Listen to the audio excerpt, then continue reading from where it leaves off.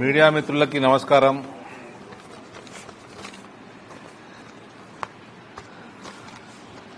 ముఖ్యమంత్రి నిజామాబాద్కి పంగనామాలు పెట్టుతున్నాడు. Outer ring రోడే కాదు, చాలా విషయాలలో పంగనామాలు పెడుతున్నాడు. కాంగ్రెస్ పార్టీ అధ్యక్షుడు ఇక్కడ మహేష్ కుమార్ గౌడ్ గారు ఏం చేస్తున్నారు?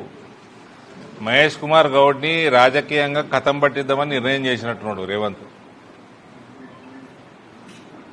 ఇద్దరు ఎమ్మెల్యేలు ఉన్నారు. ఒక ఆయన అయితే అడ్వైజరేనా? అడ్వైజర్. ఆయనకే నలుగురు అడ్వైజ్ చేయాలి. ఆయన ఏం అడ్వైజ్ ఇస్తాడో తెలియదు నాకు.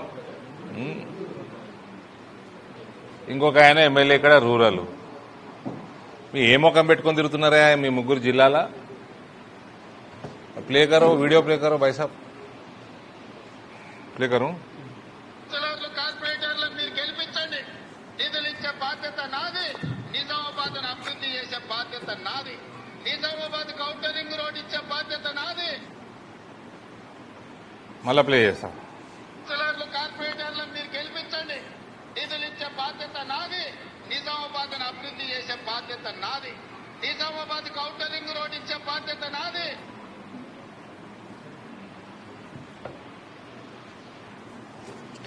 రేవంత్ బిడ్డ ఒకటి యాది పెట్టుకో, మార్పు తెలంగాణ రాష్ట్రంలో, ఉమ్మడి ఆంధ్రప్రదేశ్ రాష్ట్రంలో కూడా తెలంగాణ రాష్ట్రంలో కూడా మార్పు అన్నది ఈ ప్రాంతంకి వెళ్ళి మొదలవుతుంది బిడ్డ.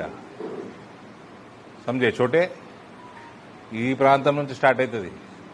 ఇక్కడ మోసం చేసినాం అనుకో, రైతుల్ని కానీ ప్రజల్ని కానీ, 2000 కలలు కంటున్నాడు ఈయన. 2034 గట అప్పటిదాకా ఈయన ముఖ్యమంత్రి ఉంటాడట. 2029లా నీ లాగుల తొండలు ఎట్లా దొరకొడతారంటే లాగిప్పి వారిపోతావు నువ్వే. వస్తా 1 by 1. ఔటర్ రింగ్ రోడ్ ఇస్తా అన్నాడు, ఇప్పుడు ఔటర్ రింగ్ రోడ్ లేదు. ఎక్కడెక్కడ ఇచ్చిండి ఇలా ఔటర్ రింగ్ రోడ్లు? ఖమ్మము, వరంగల్, కరీంనగర్కి ఔటర్ రింగ్ రోడ్ అట. మరి నిజామాబాద్కి ఏమైందా? ఇక్కడ ఉన్న వాళ్ళు ముగ్గురు ఏం చేస్తున్నారు? పిసిసి అధ్యక్షుడు, ప్రభుత్వ సలహాదారు భూపతి రెడ్డి గారు, రూరల్ ఎమ్మెల్యే ఏం చేస్తున్నారు? చేత అయితే ఎట్లా ఊపుతారు చూడు.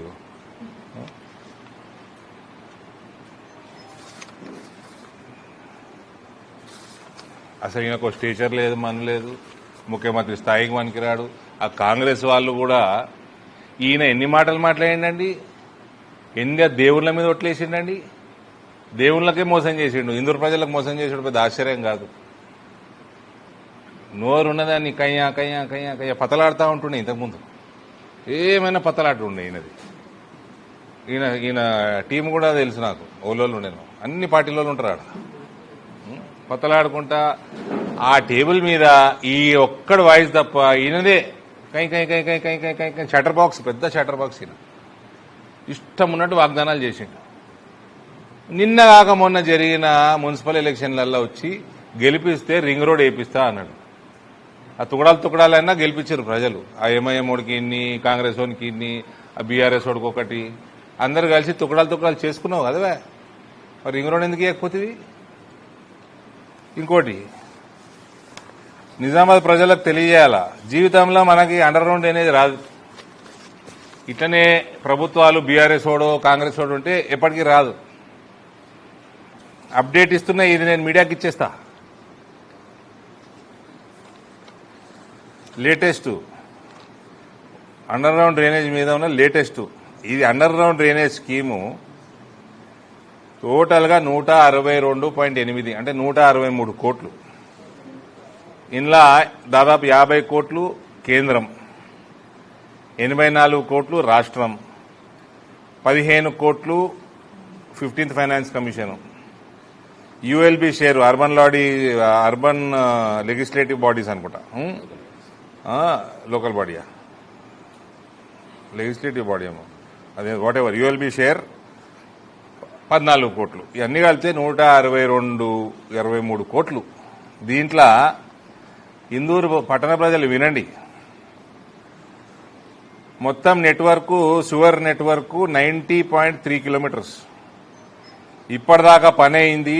పైప్స్ సప్లైడ్ 41.94 42 కిలోమీటర్సే పైప్ సప్లై అయింది. నెట్వర్క్ లేడు 27 కిలోమీటర్సే వేసిరు. అవుట్ ఆఫ్ 90 కిలోమీటర్స్ 27 కిలోమీటర్స్ వేసిరు పైపులు.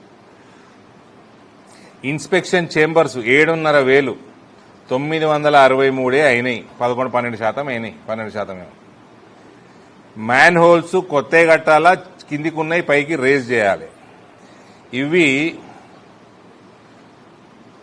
4,004 కొత్తవి, 8,999 అంటే 99,000 రేజ్ చేసేటివి. రేజ్ చేసే 847 అయినాయి. కొత్త మ్యాన్ హోల్స్ 867 అయినాయి. ఇది మొత్తం కలిపితే 13% అయింది. ఇన్స్పెక్షన్ చేంబర్స్ 12% అయింది. ఇక పైపులు వచ్చినాయి, లే చేసినాయి. పైపులు వచ్చినాయి 46%, లే చేసినాయి 25% అయినాయి. హౌస్ సర్వీస్ కనెక్షన్ 45,000 3,499 అయినాయి. 8% కూడా కాలే. Commissioning of old sewer lines 250 కిలోమీటర్లు, 45 కిలోమీటర్లు కంప్లీట్ అయినాయి. 18% అయింది work. Total of sewer network, STPs and pump houses అన్ని ఇన్ ప్రోగ్రెస్ అని రాసేసారు. కలిపి ఏడ మొదలైనయా కాలేదా దాని డీటెయిల్స్ కూడా వేయలేదు. ఓవరాల్ ప్రోగ్రెస్ 25% కూడా కాలేదండి. అండర్ గ్రౌండ్ డ్రైనేజ్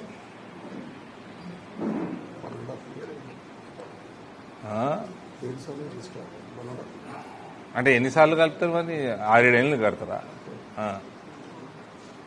టోటల్ ఇప్పటిదాకా ఇచ్చిన అమౌంట్ ఇది చూడాలి. ఇచ్చిన అమౌంట్ 10.4 కోట్లు. 162ల 10.4 crores ఇచ్చిరండి ఇప్పటిదాకా. ఇది రేవంత్ కి ఇందూరు మీద ఉన్న చిత్తం. మొన్న వచ్చి పొంకనాలు కొట్టిపోయిండు. ఔటర్ రింగ్ రోడ్కి శాంక్షన్ చేస్తా అని సిగ్గు లేకుండా వేరే అన్ని ఇచ్చుకున్నాడు. 2-3 ఇచ్చిండు. అది దాంట్లో పైసలు ఇస్తాడా లేదా నేను బిచ్చగాడిని అని కూడా తిరుగుతూ ఉంటాడు పొద్దున్న లేస్తే. ఈడ 160 కోట్లలో 10 కోట్లు ఖర్చు పెట్టిండు 2 సంవత్సరాలలో. ఇది నిజామాబాద్ ప్రజలు, నేను ఇప్పుడు ఎమ్మెల్యే గారికి చెప్తున్నా, కార్పొరేటర్లు చెప్తున్నా, ఎమ్మెల్యే సాబ్ అపాయింట్మెంట్లో సీఎంకా 100 కార్లు వేసుకొని పొండ్రి అపాయింట్మెంట్. ఓ 10 రోజుల అపాయింట్మెంట్ ఇస్తాడా? ఇచ్చిండు. లేదా అందరు రోడ్ ఎక్కువ. రూరల్ వాళ్ళు, అర్బన్ వాళ్ళు.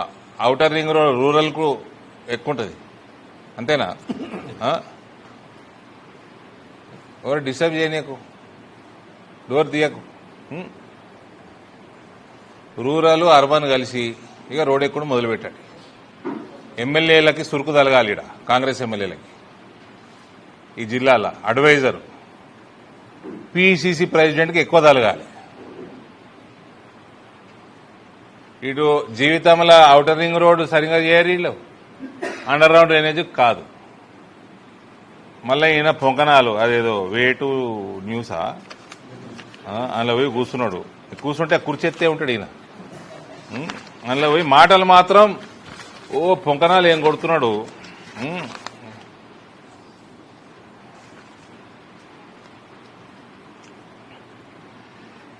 రాహుల్ గాంధీ 2039 దాకా ప్రధానమంత్రి కాదని చెప్పేసాడు ముఖ్యమంత్రి. 2039 దాకా ప్రధానమంత్రి కాడు రాహుల్ గాంధీ అని ఆయన ఒప్పేసుకున్నాడు. 2034 దాకాట ఈయన ముఖ్యమంత్రి ఉంటాడట. ఆ తర్వాత ఈయన నేషనల్ పాలిటిక్స్లకు పోయి అప్పుడు రాహుల్ గాంధీని ప్రధానమంత్రి చేస్తారట. గాంధీలు ఏం పిచ్చోలవే మీరు. ఈయననే స్కెచ్ చేసుకుంటుండు ప్రధానమంత్రికి. పైసలు బాగా సంపాదించేసి ఈయన స్కెచ్ చేసుకుంటుండు. బాగా 10 ఏళ్ళు సంపాదించేట తెలంగాణ లూటీ చేసి ఆ కేరళ కేసీ వేణుగోపాల్ ముఖ్యమంత్రి చేద్దామని వేయండు. అందరు కలిసి లూటీ చేద్దామని వీళ్ళంతా లూటేరాలు కాళ్ళు. ఆడ వేరే ఆయన చేశారు ముఖ్యమంత్రి. కానీ కేసీ వేణుగోపాల్ కోసం వేయండు. పొట్టు టింగ్ టింగ్ టింగ్ టింగ్ అని వేయండు కేరళకి. పైసలు పెట్టిండు, ఆడ ఛానళ్లు పెట్టిండు, ఏదేదో చేసిండు. లోట పీస్ అయింది. ఆడ ఇంకొక ఆయన సతీష్ అని ముఖ్యమంత్రి చేసి అయిందా? ఒకటి 2039 దాకా రాహుల్ గాంధీ అనేటోడు ముఖ్యమంత్రి కాడంటే రేవంత్ 10 సంవత్సరాలు ఇంకా భారతీయ జనతా పార్టీ ప్రభుత్వం ఉంటుంది కేంద్రంలో 2039 దాకా అని ఒప్పుకోవడం జరిగింది. 2039లో కూడా రాహుల్ గాంధీ ప్రధానమంత్రి కావాలంటే రేవంతే హెల్ప్ చేయాలన్నట, లేకపోతే అప్పుడు కూడా కాడట. ఇక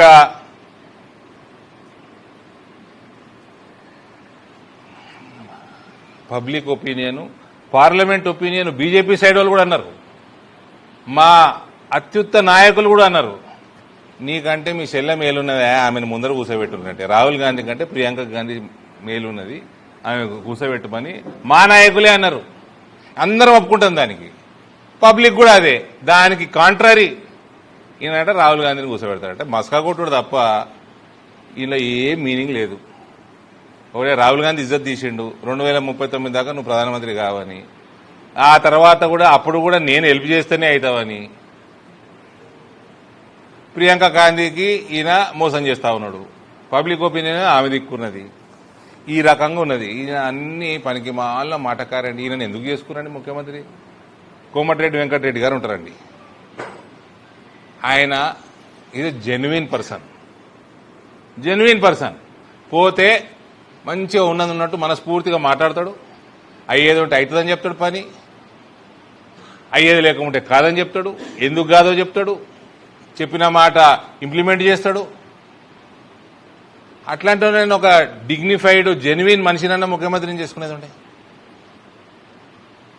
వస్తారు, ఇట్లాంటి వాళ్ళు వస్తారు, క్యాంపెయిన్ చేసుకుంటారు, మస్తు చేసుకుంటారు, ఉప ముఖ్యమంత్రి ఏదో పడేస్తే అయిపోతుండే.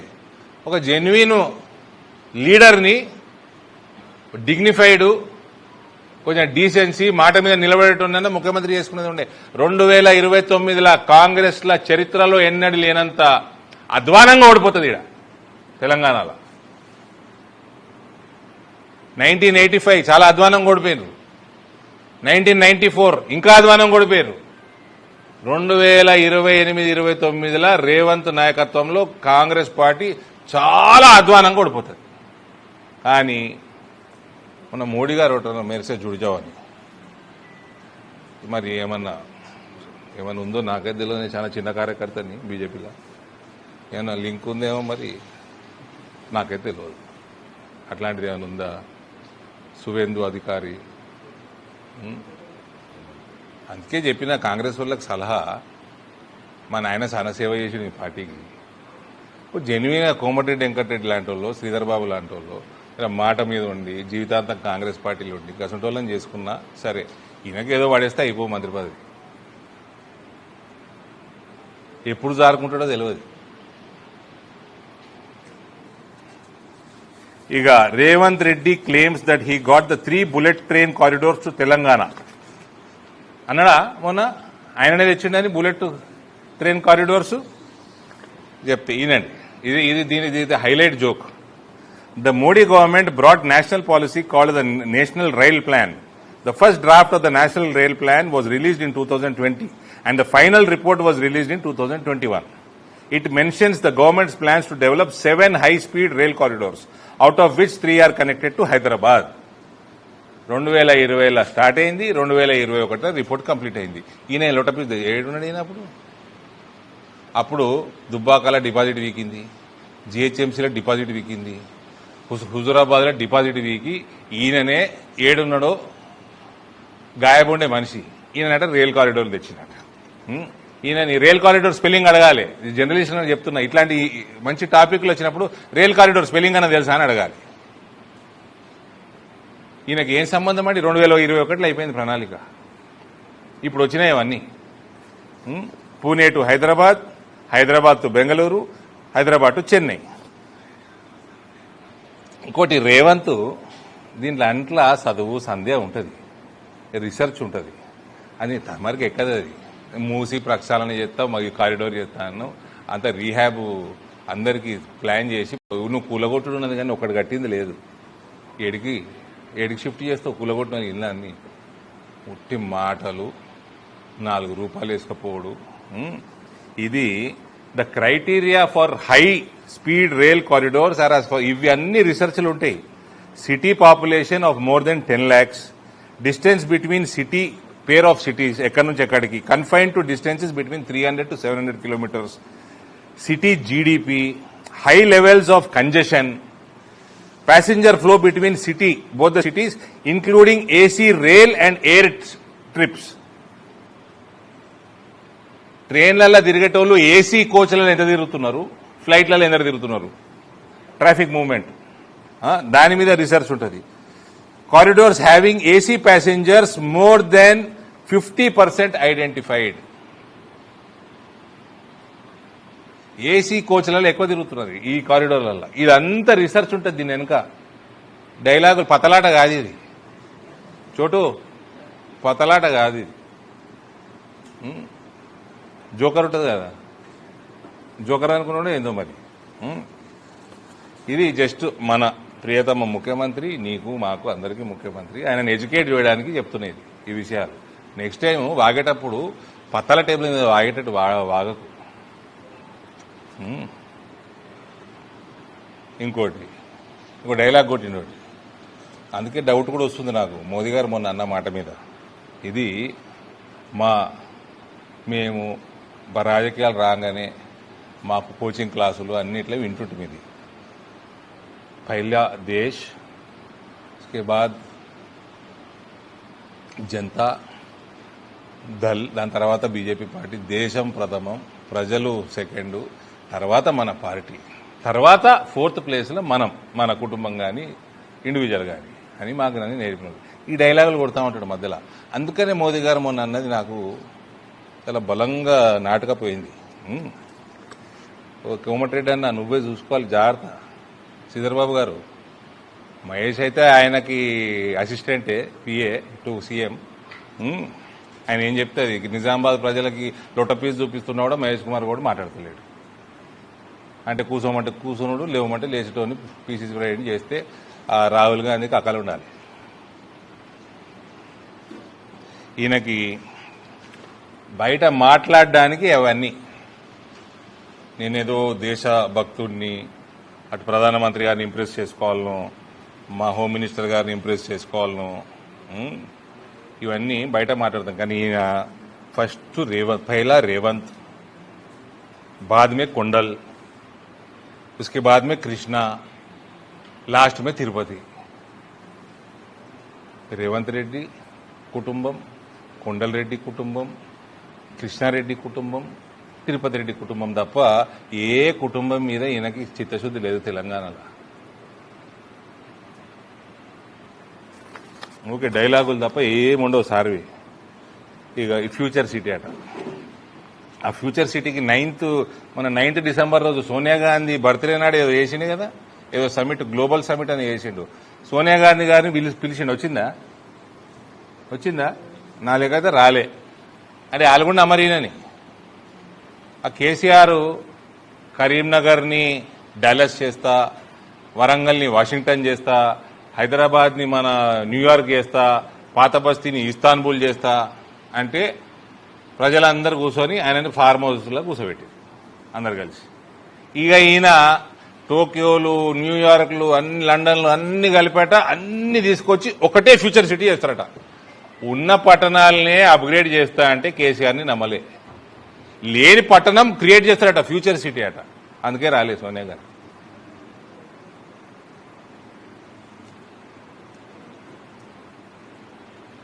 ఫ్యూచర్ సిటీ మీద ఈయన చేసిన రీసెర్చ్ ఏంది, ఫ్యూచర్ సిటీ ప్లానింగ్కి ఉన్న ఏజెన్సీలేంది, ఎవరు, మీ దగ్గర ఎటువంటి ప్రణాళిక ఉంది, ఎన్ని సంవత్సరాలలో కడతారు, ఎంత బడ్జెట్, ఏం నుంచి తెస్తారు, ఇవన్నీ అడగరు జర్నలిస్టులు. ముఖ్యమంత్రి అని భయపడతాడా?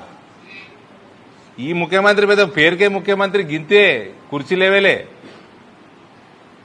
కూర్చుంటే కుర్చీలో గాయపడతాడు ఈయన. ఏం భయపడకూరు, అన్ని అడగండి, టెక్నికాలిటీస్ అడగండి జర్నలిస్టులు మాట్లాడేటప్పుడు. నోటికి వచ్చింది మాటలు పతలాట ఆడినట్టు.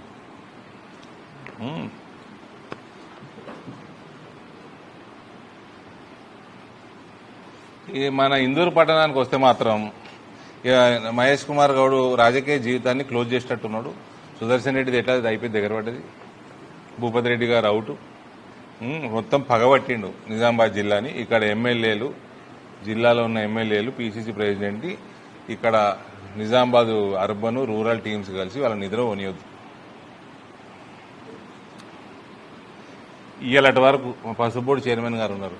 ఇయ్యాలటి వరకు రైతులు మీకైతే మేము చెప్పాలండి, మేము చేసేసినాము.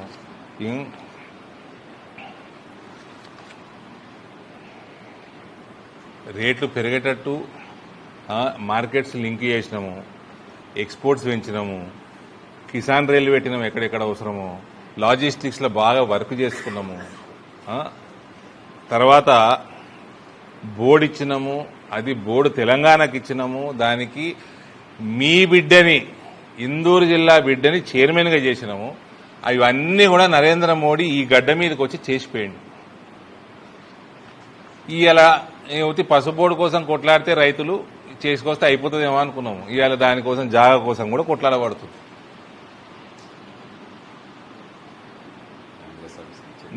నేను చెప్తున్నా పసుపు రైతులందరికీ, అంతా మీరు ఖుషి కాకండి.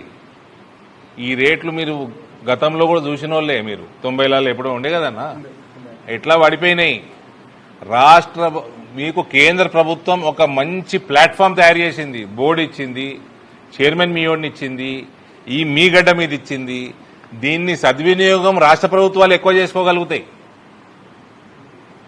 నయా పైసా చిత్తశుద్ధి లేదు, దాని మీద ఇంట్రెస్ట్ లేదు, కనీసం జాగా కూడా ఇస్తలేరు. మొన్న పల్లెరంగారెడ్డి గారు ఉద్యమాన్ని దిగుతామంటే టక్కని ఫోన్ చేసిండు మహేష్ కుమార్ గౌడ్. ఫోన్ చేసి 10 రోజులు అవుతుంది అన్న మా జిల్లా పరిషత్ ల్యాండ్ ఇచ్చేస్తున్నాము, కలెక్టర్ గారికి చెప్పేసినాము. కలెక్టర్ గారు లైన్లకు తీసుకున్నారు, ఫోన్లో కలెక్టర్ గారు ఒప్పేసుకున్నారు. దాని తర్వాత ఆ ఫోన్ పెట్టేసినాక కలెక్టర్ గారు ఫోన్ ఎత్తలేదు. ఇంకో 10 రోజులు ఆగుతాం, ఇంకా 15 రోజులు ఆగుతాం. దాని తర్వాత ఆయన కూడా నేషనల్ టర్మరిక్ బోర్డు చైర్మన్ కూడా రోడ్ ఎక్కాల్సిన అవసరం ఉంటే రోడ్ ఎక్కాల్సి వస్తుంది రైతుల కోసం. ఆయన పసుపు రైతు ఫస్ట్, తర్వాత చైర్మన్, బోర్డు చైర్మన్. ఇంత లోపల పనికిమాల కాంగ్రెస్ పార్టీ ఉంటుందో పిక్తుందో. మీ ముఖ్యమంత్రి తెలుగుదేశం పోడు, మీకు ఎందుకే జాగా? టర్మరిక్ బోర్డు కంటే పెద్దదానే మీది ఫాల్తు పార్టీ. ఇయ్యాలటి వరకు ఏం చేసిర్రు రైతుల కోసం, ఈ ప్రాంత రైతుల కోసం ప్రత్యేకంగా చెప్పాలి. ఇది ఇందూరు ప్రజలు గమనించి, ఇందూరులో మీ ఆశీర్వాదం మాకు ఎప్పుడు ఉంటుంది, మేము ఎప్పుడు కొట్లాడుతూనే ఉంటాము. మాకు కొట్లాడేం కొత్త కాదు, ఇంకా కొట్లాడాలని కొట్లాడతాం, మంచి బాధాతో కొట్లాడతాం. దయచేసి మీ అందరూ కూడా గమనించాలి. ఇందూరు పట్టణం వాళ్ళు, ఇందూరు జిల్లా వాళ్ళు, పసుపు రైతులు. ఇక ఆయన రేవంత్ చేసిన వాగ్దానాలు అయితే అన్ని నువ్వుకే మేము యాడ్ చేయాల్సిన అవసరం లేదు. కాంగ్రెస్ వాళ్ళని తిరుగునిచ్చుడు బంద్ చేయండి జర దయచేసి.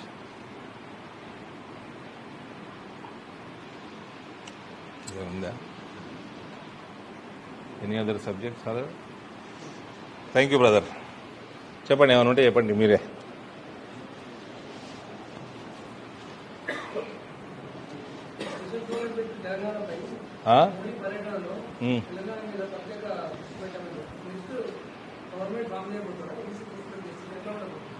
ఇక్కడ భారతీయ జనతా పార్టీ ప్రభుత్వము 2029లో బ్రహ్మాండ మెజారిటీతో ఉంటుంది.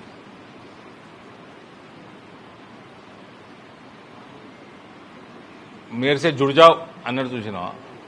దాని సంగతి నాకు తెలియదు, వాళ్ళిద్దరి మధ్యలో సంభాషణ ఉంటే. కానీ 100% బీజేపీ గౌరవత్వం ఉంటుంది. హై టెన్షన్ రాజకీయాలు చూస్తారు మీరు నెక్స్ట్ 2 years. High tension.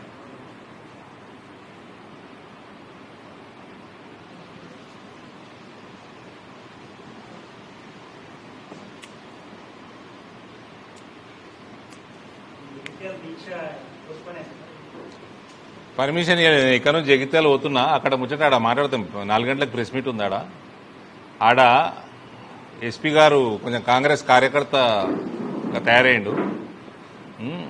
సరే ఆయన సంగతి కూడా చూద్దాం, కానీ పర్మిషన్లు ఇస్తలేడు, కాంగ్రెస్ రంగులు పూసుకుంటున్నట్టున్నాడు. ఐపీఎస్ ఆఫీసర్ ప్రత్యేకంగా ఆయన జర యంగ్స్టర్ ఏమో జర జాగ్రత్తగా ఉండాలా. పెద్ద కెరియర్ ఉంది మీకు ముందు ముందు. అందరికీ సమానంగా న్యూట్రల్గా వ్యవహారం చేయాలి.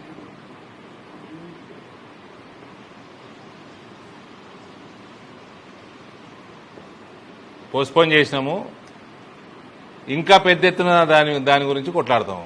అక్కడ ఎమ్మెల్యేకి కూడా కళ్ళు నెత్తికెక్కినాయి.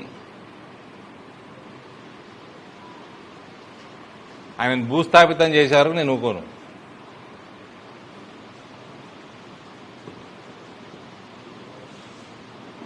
మళ్ళీ కూడా వాళ్ళ చెల్లెలకి ఆయన కొత్త పార్టీ పెట్టుకోవాలి. అర్థం కావద్దు, రాజకీయము ప్రపంచం అర్థం కాకుండా చేస్తాం. మళ్ళా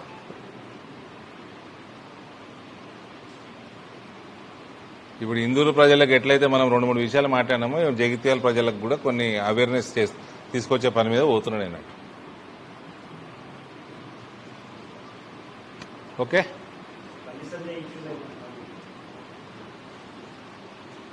చట్టం ఎవరికి చుట్టం కాదు.